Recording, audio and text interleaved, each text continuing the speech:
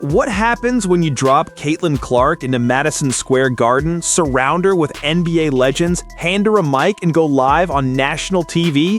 You get exactly what the WNBA has been begging for years: real star power that works anywhere, with anyone, in any setting.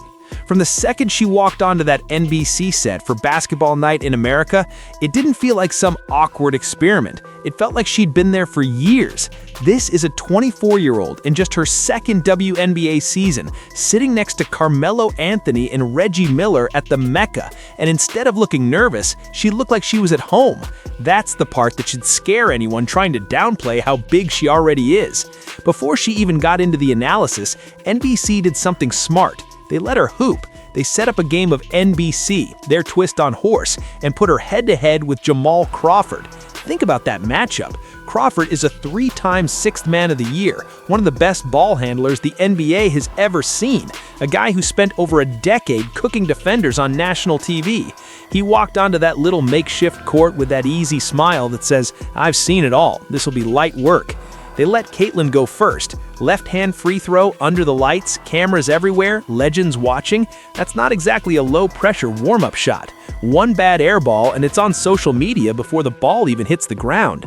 But she stepped up, let it fly, and you could feel right away that she wasn't shrinking from the moment. From there, it escalated quickly.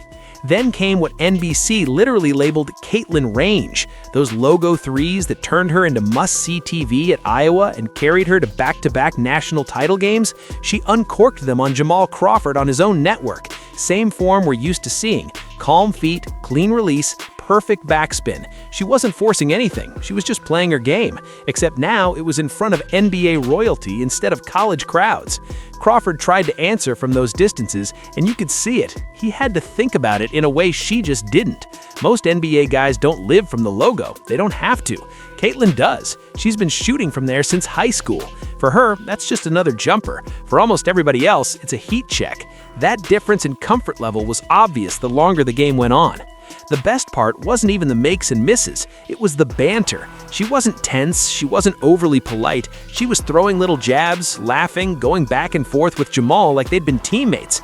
He was talking his talk, she was talking hers, and instead of looking like a guest, Caitlin looked like part of the crew.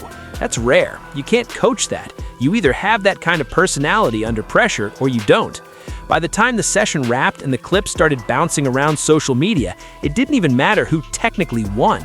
What mattered was the visual. Caitlin Clark on an NBA set, competing and joking with a respected NBA vet like it was nothing.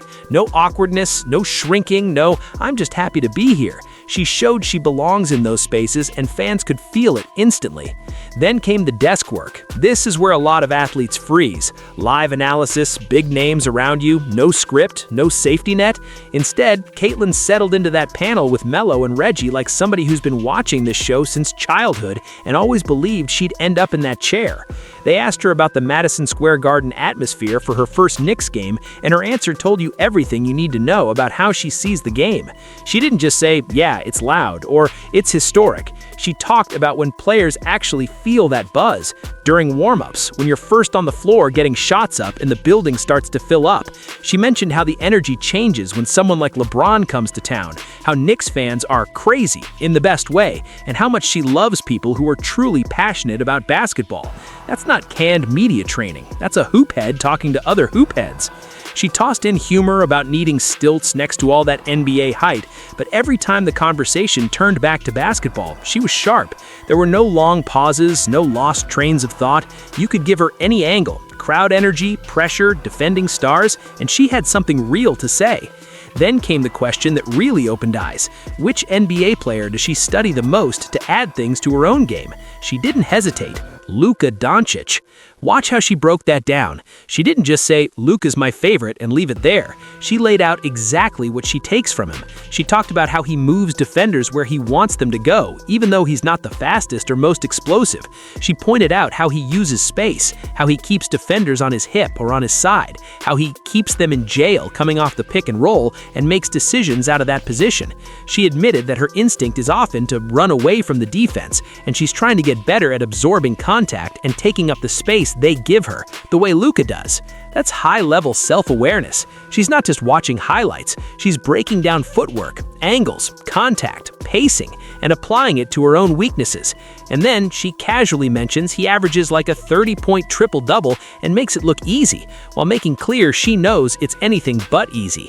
Carmelo Anthony jumped in and basically seconded everything, saying if he had to pick a comp, he'd also say Luka for Caitlin. The vision, the pull-up from deep, the ability to keep the defense guessing across half court. He told her, on that national stage, "You have it," and he meant it. Think about what that moment represents. You've got one of the greatest scorers in NBA history telling a woman WNBA guard in front of the world that her feel out of the pick and roll, her range, and her ability to dictate the game puts her in conversation with one of the best offensive players on the planet. And she's not sitting there shrinking. She's right there, nodding, connecting dots, explaining her process. That's where you see she doesn't put herself in a women's basketball only box. She studies the best players alive, period, and tries to steal from all of them. That's exactly what Luka himself picked up on when he called her the woman Steph Curry before. It's mutual respect between elite lines. She also talked about how much her body has changed since Iowa, how much stronger she's had to get to handle the physicality of the WNBA, and how badly she wants to get back to feeling like herself after only appearing in 13 games last season. She mentioned USA Basketball coming up, and you could hear the excitement. All of that, again, was delivered calmly, professionally, with the kind of poise teams dream of when they think about face-of-the-league type players. Now, while Caitlin is out here blending into NBA media like she's been doing this for 10 years, the backdrop in the WNBA is chaotic, to put it lightly. You've got a players' union that opted out of the CBA and now locked in ugly negotiations with the league. You've got stars talking about revenue splits and calling seven-figure salary offers a slap in the face. You've got executives and analysts warning them that regular working people hear max salary of $1.2 million, average salary of $500,000, and don't exactly sympathize when that's dismissed as insulting. On top of that, some of the most high-profile veterans, like Breanna Stewart and Nafisa Collier, are now involved in rival leagues while still negotiating with the WNBA as union leaders. That creates a real conflict of interest in the eyes of a lot of fans. How hard can you really be fighting for one league when you're also invested in alternative platforms that could benefit if things go south? Then you layer in the attitude many of those same veterans have shown since Caitlin arrived. People have seen the hard fouls, they've heard the comments downplaying her records, shrugging off the sold-out arenas, mocking new fans for not knowing enough history, acting like the sudden spike in attention is more of a nuisance than a blessing. There's been a constant undercurrent of resentment, like she's trespassing on something they built, rather than injecting life into something that was struggling. Meanwhile, you have analysts publicly saying the players need to be more careful with their language, that calling serious offers a slap in the face risks alienating the very public they need on their side. You've got respected voices pointing out that this kind of rhetoric could lose sympathy fast, especially when the league still isn't profitable and largely survives because NBA owners are willing to subsidize it. Now compare that with how Caitlin Clark is speaking on these same issues. When she gets asked about the CBA, she doesn't rant, she doesn't threaten a lockout, she doesn't torch the league in front of cameras. Instead, she calls it one of the biggest moments women's sports has ever had. She talks about being confident something will get done, about both sides working hard. She mentions expansion, 2 new teams already added, hopes of getting to 18 franchises, and focuses on how good the on-court product has become, how much talent is coming in from the college ranks. She keeps the emphasis on growth and opportunity, not hostility.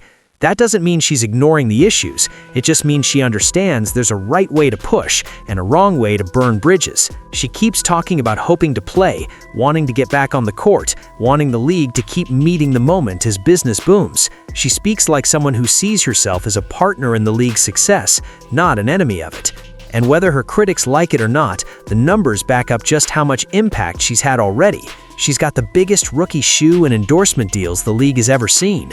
Nike made her the face of an entire new wave. Gatorade jumped on board, and corporate partners are suddenly lining up to attach their brands to women's basketball. That doesn't just put money in Caitlin Clark's pocket, that grows the revenue pie for everyone. Veterans, rookies, bench players, coaches, all of them benefit from the increased attention and dollars coming in.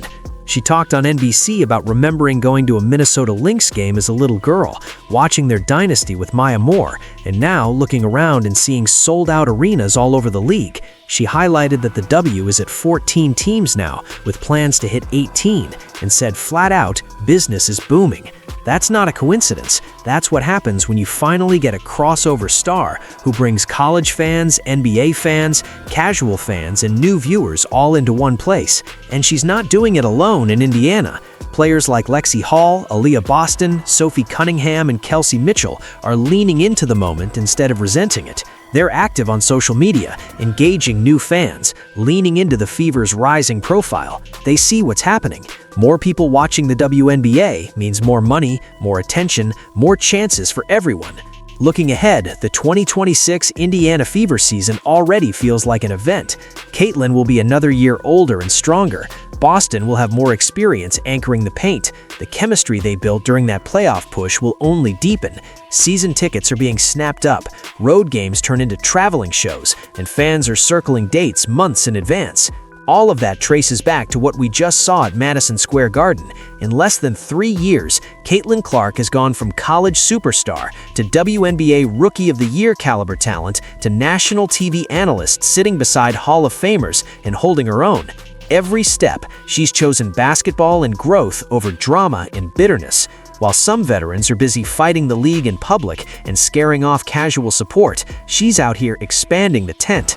NBC has already locked her in for more dates. They've said she'll be back on air in Oklahoma City in March, and you can bet that won't be the last time. She's too good on camera, too smart, and too relatable for networks to ignore. She's not going to put the mic down forever, and she doesn't need to. She can play, analyze, and carry conversations across both the WNBA and NBA worlds in a way we haven't really seen before.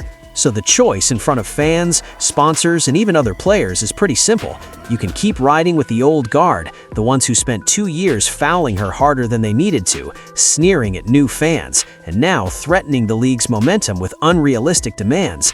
Or you can back the player who just went into Madison Square Garden, lit up national television, impressed NBA legends, and talked about compromise and growth instead of destruction.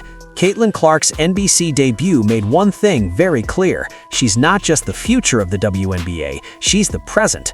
Everything from a casual game of NBC with Jamal Crawford to live breakdowns of Knicks Lakers at MSG shows why she matters. The game is bigger, the audience is wider, and the stakes are higher when she's involved. Are you excited to see Caitlin on NBC more regularly? And what do you think that means for the WNBA going forward? Let me know down in the comments, and make sure you're locked in, because the way things are going, the next few years of Caitlin Clark's career are going to change women's basketball forever.